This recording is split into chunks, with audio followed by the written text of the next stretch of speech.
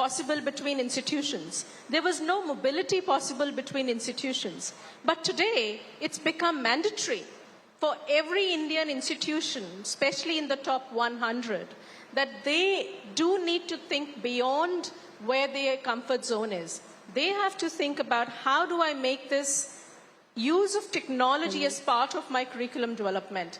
How do I keep internationalization not just as a division that's going to look at where the future is, but it is in the DNA of where I'm sitting?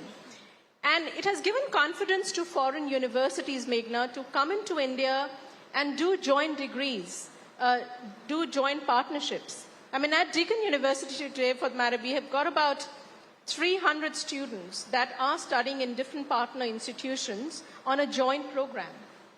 So this was not heard of. So I really compliment India on the NEP, and I think that the NEP is transformational. It is also focusing on the end product of what does the student need to do. Also the flexibility of skilling into education. Education is not just knowledge, it is a combination of how you bring in skilling into the education. So, you know, all of that together does make NEP quite attractive to India. And it's very interesting because one of the things that you had talked about is internationalization of education, and it would be very exciting times for you, Ravneet, isn't it? After all, the Australian Prime Minister has announced that the first ever Deakin University campus is coming up right here in India, in Gujarat to be precise. And many congratulations for that. I'm sure that you're really looking forward to it. Educational initiatives, breakthroughs, of course, is something that we are going to be expecting, but also talk us through how you want to bring in some of the cultural confluence as well through education. Look, you know, education is something that is the most important aspect when you look at the horizontal things at play. So, Gift City campus for Deakin University, world's first international campus in India, Deakin's first international campus anywhere in the world.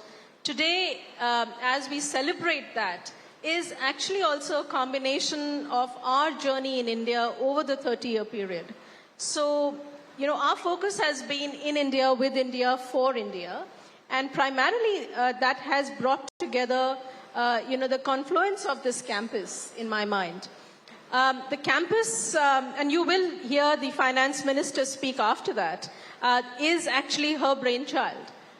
She actually initiated the SEZ zone within Gift City for international universities to set up their campus in their own right, which means that we are governed by the rules of Australian education and rules of Australian system in operative in India.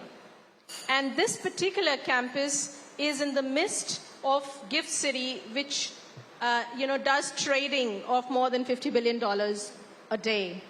There are 27 large international banks and insurance companies, 250 companies in all in the setup. So for a university that wants to operate in an economy like India, this is gold, you know. To be in the midst of it all, in the very hub of it all. The two courses that we are going to run there are Masters of Cybersecurity and Masters of Business Analytics.